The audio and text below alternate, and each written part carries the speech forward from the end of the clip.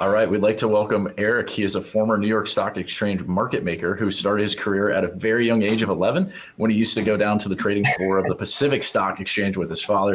From there, he got sucked in and there was no looking back. Eric has a bachelor's in economics from the University of Oregon, feels that the opportunity and excitement of trading cryptocurrencies is unmatched by any other traditional venue of trading. Eric now uses his YouTube, which he almost has 90K subs, to help others with TA and trading strategies. How are you today, Eric?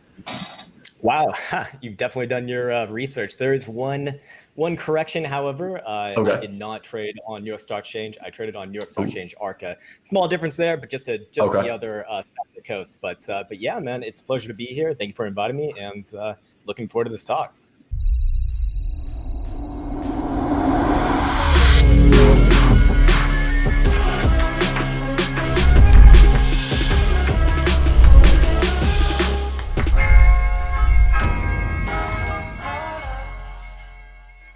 We are curious to pick your brain about all of the TA that you do and how you like to approach the markets. So I'm just kind of curious right now, what is your current sentiment? Where do you kind of see the market heading right now? And what is the current state of things in crypto?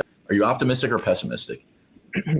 Right on. So it's interesting. It depends what time frame you're talking about, right? So when it comes down to it, I imagine most people tuning into content like this, they're probably looking at more medium and long-term stuff, maybe a few weeks, months down the road. They want to know what's the big picture looking like, right?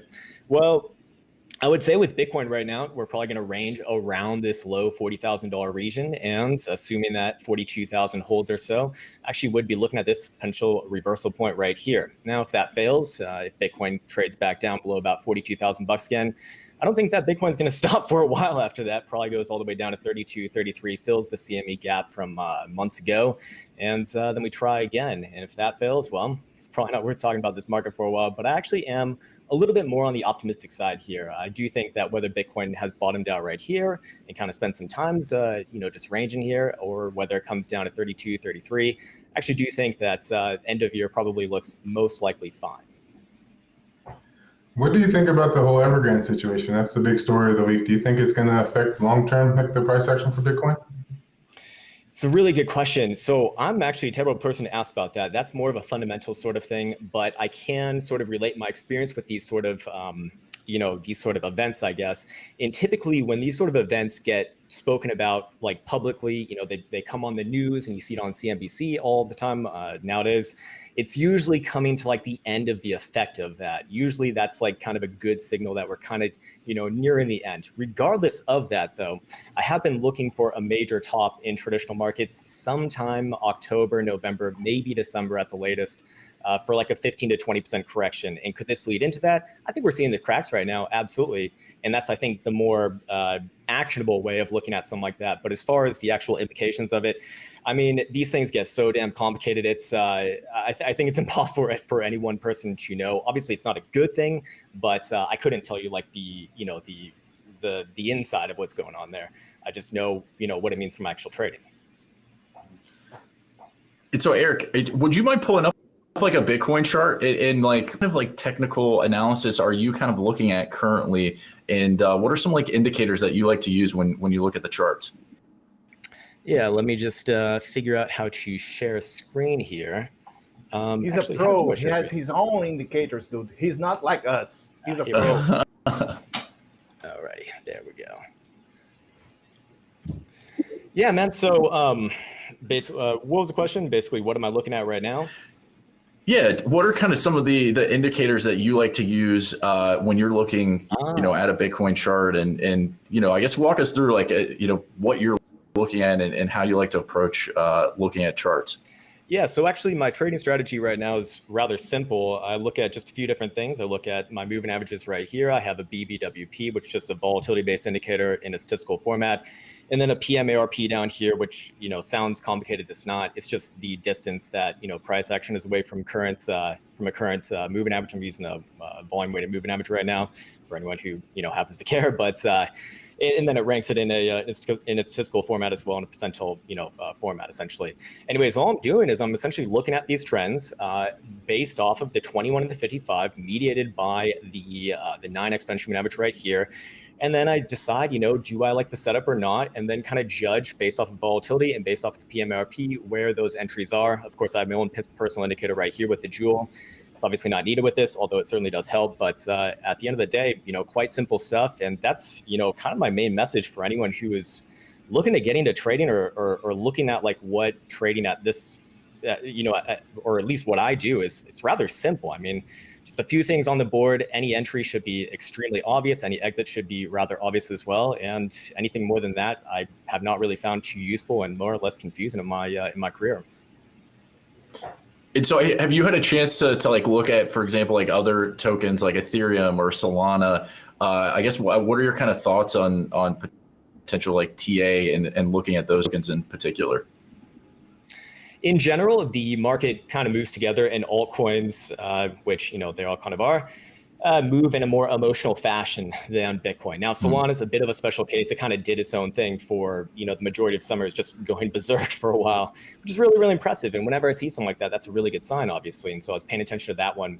Solana, obviously, was leading the market during the summer. And if we bring it up right on over here, you can see that it's a little bit more mature within this consolidation right now. So I kind of look at Solana right now as like a general gauge of where we're at, because I look at it as a little bit more advanced as to what Bitcoin and Ethereum are doing. And they're actually a little bit less obvious charts to me right now. So this one's been rather helpful. As far as Ethereum goes, a little bit of different thing over here. This one certainly plays a lot more with Bitcoin, although it did have a better rally on that last move up to $4,000, where Bitcoin couldn't get past the low 50s. But overall, right here, doing the same thing as far as this correction goes as Bitcoin. So I don't really see too much, personally speaking, for me to be caring about something like this, unless if I actually want to trade it myself. But I generally view most altcoins in that fashion. They're just mirroring Bitcoin in a more emotional fashion, essentially. And are there current like? Do you think Bitcoin's going to get to $100,000 by the end of the year? Say that again. Do you think Bitcoin's going to get to $100,000 by the end of the year? I think if this month September closes above about 44,000 or 44,500, I think it's on the board. Yeah, either end of this year or early next year, probably off the back of an ETF as well, I suppose. Yeah, I was going to say, do you think it'll take an ETF or some big regulation for that to happen? I think it's rather likely, actually, that an ETF is coming. I think that's what all this is about, with getting all of these, wild west crypto exchanges off the board. You can see that the SEC and in the U.S. is really going after a lot of these exchanges, very heavily. We saw litigations against BitMEX. We've seen litigations against Binance. And I assume a few others are on the chopping block soon enough as well. And that, to me, is clearing the space for that. We also see the SEC chairman Gary Gensler. He's come out and he's definitely made his presence known, right? And it seems to me like when you see something like that, it's building up the infrastructure for something more legitimate like that to come around, because there's certainly interest for that now. There's a lot of big names trying to bring around ETFs. So I think it's it's just a matter of time. And personally speaking, I think probably within the next 6 months, very, very likely, actually. So let's get a little bit some insights about this potential regulation that's coming. What's the worst case that you see, what worst price, the bottom for Bitcoin and Ethereum over this year, for this year? What's the worst case, and how do you get to that number? Worst case is always zero, but I suppose you're looking for a more relevant, number there. What do I think is the worst case? Okay, I think the worst case, honestly, for Bitcoin, we might have just seen it, if not 32 to 33,000 bucks. I actually I think it's rather unlikely for Bitcoin to go below 30,000 bucks here. But hey, at the end of the day, it's always a statistical game, of course. So, if that were to happen, where do we go? Everyone's going to be looking at 20,000 bucks, obviously. For Ethereum, what would that mean? 2,200. If Bitcoin were to come down to somewhere around 32 or 33. But I think it's actually very possible we might have just seen it right there. Maybe a few more tests around the low. It seems to me that there's some pretty obvious signals of accumulation going on, especially when you look at like the underlying market dynamics. It does seem rather compelling. Okay. So Eric, if I'm a beginner at TA, for example, besides the moving average and relative strength index, the RSI, which other indicators do you recommend? It always depends what you want to do, right? You need to backwards engineer, but I think honestly, if you're new, if you're just coming into the game, what's the most important thing to learn first and foremost? No indicators. Just avoid them like the plague. Look at trend. Higher highs, higher lows, that's an uptrend. Lower lows, lower highs, that's a downtrend. If you can do that, if you can trade like that, it's not going to be the most sexy thing of all time. You're not going to make amazing gains, but you'll very likely be profitable. It's very tried and true, and it's rather simple to learn. If you can just get out of your way, I think most people can learn that within just a few weeks if they really put their mind to it. I've seen most people do it rather fast and very effective. Now, if you do want like an actual indicator on top of that, I would say, if you're going to go, so if you're going to go with moving averages, RSI, of course you don't need those, but I'd say always, always, always in my plan, something needs to be representing volatility, something needs to be representing structure, or trend, and something, a little bit icing on the cake. I like to use momentum oscillator as well. So for me, it's kind of what you saw right there, those moving averages, the BBWP for my volatility, and then I was actually using the Joule for the momentum oscillators, which you could just use an RSI as well.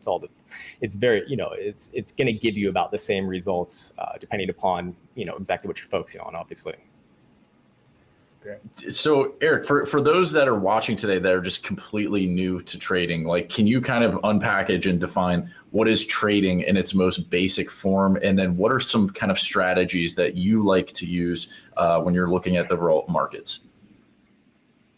Right. Okay. So trading, mechanically, trading in its basic form is just using some sort of edge, whether it be technical, fundamental, statistical, whatever, to have an advantage over time, a statistical advantage over time, whilst fighting the internal battle against your own emotions. That's essentially what it is. And then what was the second part of that? What are some basic strategies that you're deploying when you look at, for example, like a Bitcoin or Ethereum? Is it certain percent ups? Like, what does that kind of look like when you like to enter in certain trades? Again, it goes back to the chart that I just showed right there, but it always, always, always boils down to, in some way or form, trend. Where are we at with the trend? Trend tells me what I want to be doing. If we're in an uptrend, I'm looking for a place to buy. If we're in a downtrend, I'm looking for a place to sell. And then, those places to buy or sell, and also the exits, that's where you start to employ, some other techniques perhaps as well. Maybe you just use simple, draw the lines on the charts. That's very popular nowadays. Effective, good enough, of course. I like to trade divergences on RSI a lot of the time. That usually, kind of tells me where those lower highs or higher lows are going to be within the context of those trends. That can be rather helpful. But again, when it boils down to it, I feel like this is the answer that probably people don't want to hear. It's something very simple, just looking at trend. That is where you can have a, pretty easy edge. And then anything on top of that is, just icing on the cake, really. And do you have any tips to kind of control the emotional aspect of trading, or is it just stick to the rules? Stick to your rules. Wyckoff before bed. Okay, so good rules to stick to your trading. Keeping a trading journal, obviously, being very stringent with that, and having the ever and ongoing process of being reminded very nastily by the market. My girlfriend thinks that's funny. Being reminded by the market that anytime that you do deviate from your strategy, it typically does not end up too well. And why is that? Because as we just spoke about before, when it comes to trading, you are essentially just using some sort of edge that gives you a statistical advantage. And if you understand that, and if you've actually back tested this and you've actually gone through the whole rigmarole of doing that, then you know that, okay, my strategy has a 69% win rate. So that's great. And that would actually be a great strategy, by the way. And so when you take a win, or when you get a win or get a loss, does it make sense to be emotionally, compelled by those, Well, I would argue no, because it's just a matter of time before it just evens out over time and you come into that statistical narrative. So it means that trading really is a game of getting out of your own way. If you can just understand the basics of having that plan and then following that plan, emotions will come and go. And that's what trading can actually, really teach you about yourself. I think meditation and sauna are like very, very useful for that. Also, going for walks and gym, all good things that I think, probably benefit anyone, to be honest with you. But, whatever it takes to kind of just let your emotions be assuaged, and you'll learn through trading that you can feel terrible, but you can still do the right actions. You can feel great, and you can take the wrong actions. But what matters at the end of the day is just following the plan, regardless of how you feel. And that's where you become into, emotional maturity, I suppose. And that's, at least what I think is very, very important to become a trader. I mean, anytime that I find myself getting emotional and it starts to affect my trades, well, I can just write that day off. In fact, I'll just stop. I'll just go play some video games or something. And so from your perspective, is emotional intelligence or that emotional maturity one of the most important skills you can have as a trader? People focus on the emotional aspect a lot, and for good reason. That is typically where most people get hung up. Absolutely. Because most people can logically understand a trading plan. Like I said, most people can learn how to trade a trend, relatively quickly with just a couple weeks of just concerted, learning.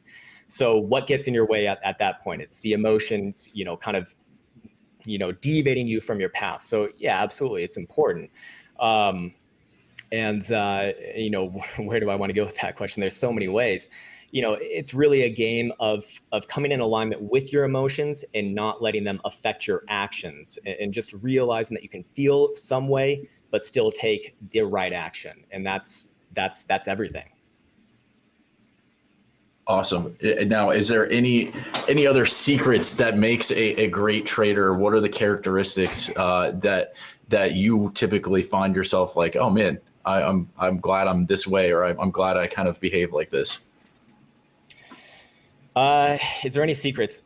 To be honest with you, there's no secrets. It's very, very difficult. It's very, very hard. Most people probably shouldn't do it. You're going to lose all your money, blah, blah, blah, blah, blah. Okay, I've scared enough people away now.